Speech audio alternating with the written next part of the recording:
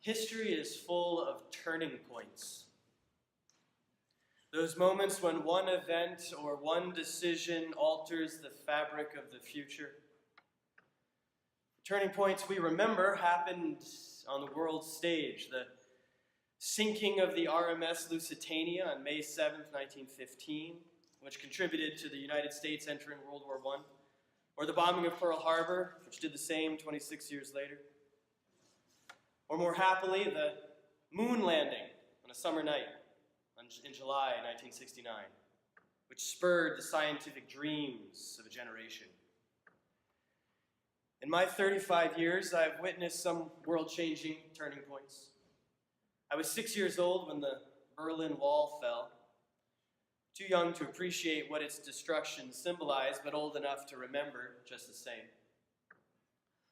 On a Tuesday morning in September of my freshman year of college, I was waiting for an appointment to the admissions office when I heard a tinny voice on the radio announce that a horrible accident had happened at the World Trade Center. This was before the second plane, before we grasped the horrible reality of terrorism that day. Today's teenagers do not remember this event, just as I do not remember, say, the Kennedy assassination or the fall of Saigon. But I hope with all the fervor in my heart that our teenagers today will remember the events of 11 days ago, Ash Wednesday, when 17 people were gunned down at Marjory Stoneman Douglas High School in Parkland, Florida. I hope they will remember it not as another school shooting,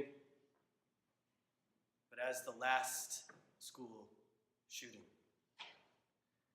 I hope they will remember it as a turning point in the history of our country.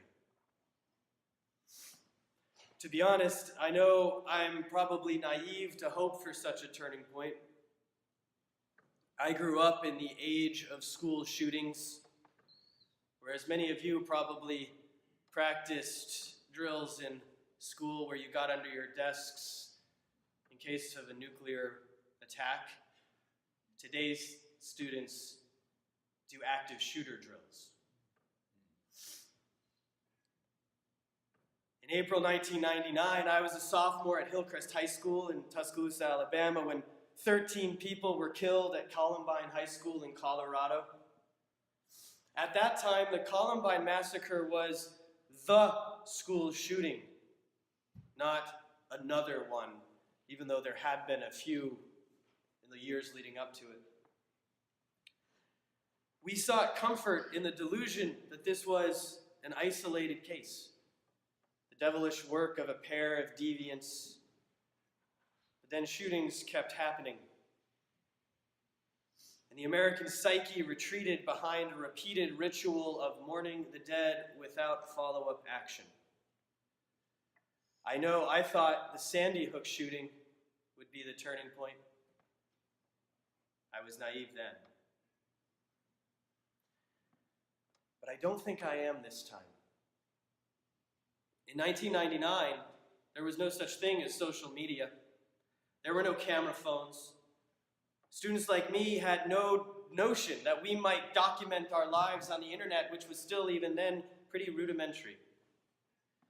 But today's teens have had the ability to connect globally their entire lives. I know social media is blamed, and rightly so, for many ills, but I'm telling you right now, you are about to see the positive force social media can be. For an entire generation of digital natives just had their Columbine. And the students of Parkland will not go quietly into that good night. On Ash Wednesday, children like Parkland students Emma Gonzalez, Cameron Caskey, and David Hogg were victims. Now they are advocates. This is what turning points do to us. They change our identities. And here we bring in our reading from the book of Genesis. Abram went out into the desert under a starry sky, and God came so close to Abram, and Abram came so close to God, that Abram knew God's promises, God's covenant, God's dream for the future. God tells Abram that he and his wife Sarai will be parents, and their offspring will be more numerous than the grains of sand in the desert. But it's totally impossible, this promise of God's. As New and Old translations alike say, it had ceased to be with Sarah after the manner of women. And yet God makes the promise anyway, I will bless her, and moreover, I will give you a son by her. To seal the covenant, to mark this as a turning point in history, God changes Abram's and Sarai's names. They are now Abraham and Sarah. They were called barren. Now they are called fruitful. They were called the last of a line. Now they are called the ancestors of a multitude of nations. No matter how world-shaking a turning point is, there are always people at the heart of it. Every turning point is personal, both for those immediately impacted and for those who feel the ripples. Emma Gonzalez survived the shooting in Parkland, gave an impassioned speech about gun control, and is now helping organize the student movement. Her witness rippled to me and sparked this sermon. If I am to partner with Emma and her fellow students, I too must change my identity. With God's help, I must change like Abram and Sarai changed. I must go out under the starry sky and allow myself to come so close to the God who is already so close to me. And enlivened by the life-giving promises of God, my name too can change. I will no longer be called helpless, but courageous. I will no longer be called bystander, but ally. Turning points happen and the world changes. When the courage of one becomes the catalyst for many. We Christians know this, for our Savior's courage led him to the cross. Centuries earlier, Abraham brought his son, Isaac, the same child promised under that starry sky, brought him up a mountain.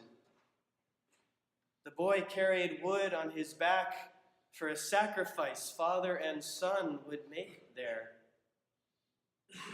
But when they arrived, there was no animal for the sacrifice. Though Abraham had promised his son, God would provide such a one. Instead, the father took his son and tied him up and laid him on the pyre and drew forth his weapon.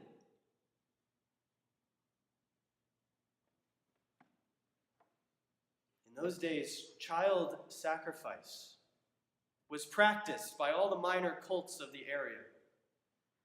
They burned their children to satisfy their false gods of wood and stone. And here was Abraham about to join them and prove his God was just as bloodthirsty as the false ones. But wait, could this be another turning point in history? Yes. For an angel stays Abraham's outstretched arm. Look over there. A ram is caught in the bushes. That is your sacrifice, not your precious child. Only false gods demand the sacrifice of children. At that turning point in the history of God's people, it wasn't Abraham's name that changed, but the name of the mountain. Abraham renamed it, "The Lord Sees." The Lord provides new vision, a new way to live so unlike the death-dealing ways of Abraham's neighbors.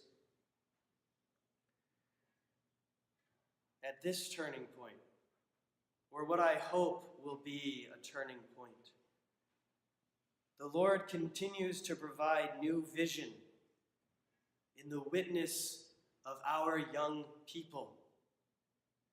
They have had their names changed.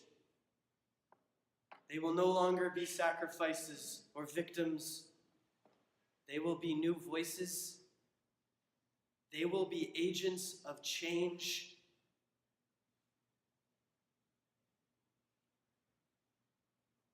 And with God's help, my name can change too. And I can stand with them. I invite you to do the same.